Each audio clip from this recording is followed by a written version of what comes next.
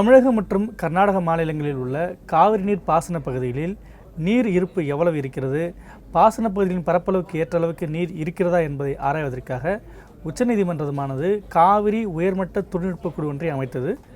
மத்திய நீர்வளத்துறை ஆணையர் சி.ஷா தலைமையில் நடைபெற்ற இந்த குழுவில் தமிழகம், கர்நாடகம், புதுச்சேரி ஆகிய மாநிலங்களின் பிரதிநிதிகள் இடம்பெற்றனர். இந்த குழுவினர் தமிழகம் மற்றும் கர்நாடகத்தில் ஆய்வு மேற்கொண்டு அறிக்கை ஒன்றை உச்சநீதிமன்றத்தில் இன்று தாக்கல் செய்துள்ளனர்.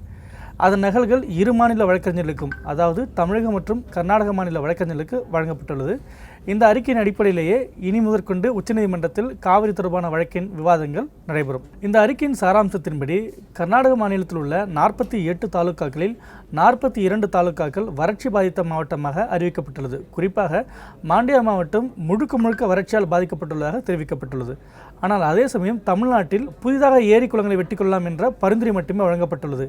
இதனால் இனி முதற்கொண்டு கர்நாடகா தமிழகத்திற்கு தண்ணீரை திறந்துவிட வேண்டும் என்ற உச்சநீதிமன்றம் உத்தரவு பிறப்பிக்குமா என்ற கேள்வி எழுந்துள்ளது. கர்நாடகாவின் பல பகுதிகள் வறட்சி பாதித்தவையாக அறிவிக்கப்பட்டுள்ளது என்பது தற்போதைக்கு நமக்கு தேவையில்லாத ஒன்று. ஆனால் தமிழகம் குறித்து தெரிவிக்கப்பட்டுள்ள பரிந்துரைகள் நாம் நிச்சயம் கவனத்தில் கொள்ளத்தான் வேண்டும்.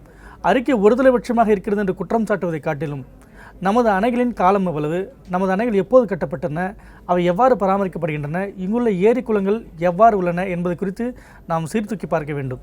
தமிழ்நாட்டின் பெருமை மிகு அடையாளமாக உள்ள கல்லணை கரிகால சோழன் காலத்தில் கட்டப்பட்டது. மேட்டூர் அணையின் வயதோ 50 ஆண்டுகளுக்கு மேலான ஒன்று.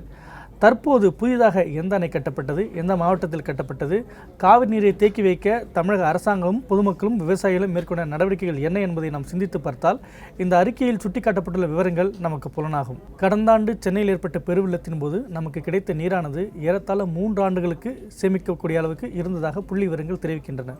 ஆனால் அதனை நம்மால் சேமித்து வைக்க முடியவில்லை. இதே நிலைதான் காவிரியிலும் நீடிக்கிறது. காவிரியிலிருந்து கிடைக்கக்கூடிய நீரை நம்மால் முழுமையாக சேமித்து வைக்க முடியாத அளவுக்கு நம்மிடம் ஏரி குளங்கள் இல்லை. புதிதாக ஏரி குளங்களை வெட்ட வேண்டிய நிலையில் நாம் இருக்கிறோம். ஆனால் இருக்கின்ற நீர்நிலைகளையும் நாம் ஒரு பக்கம் அழித்து வருகிறோம். எனவே இருக்கின்ற நீர்நிலைகளை பாதுகாப்பது ஒரு பக்கம், புதிதாக நீர்நிலைகளை உருவாக்குவது மறுபக்கம் என தமிழகம் நகர வேண்டிய காலம் இது.